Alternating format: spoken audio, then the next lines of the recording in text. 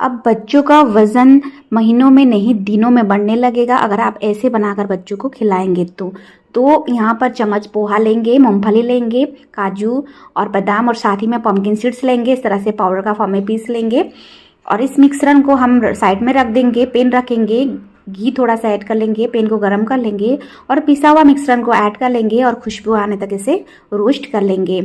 हमने लगभग 2 मिनट इसे रोस्ट कर लिया है। अब मिला देंगे 1 गिलास भर के पानी मिलाने के बाद में घोल को अच्छे से चला लेंगे और इस तरह से चलाते हुए हम लगातार इसे पकाएंगे। आप चाहे तो इसे ढकते हुए पका सकते हैं और इसे पकाते हुए हमें 3 से 4 मिनट हो चुका है। मीठा के लिए गुड़ या तो फिर जैगरी पाउडर ऐड कर लेंगे और फूड का कंसिस्टेंसी आप अपना बेबी का एज का अकॉर्डिंग गाढ़ा या तो फिर पतला करके ले सकते हैं।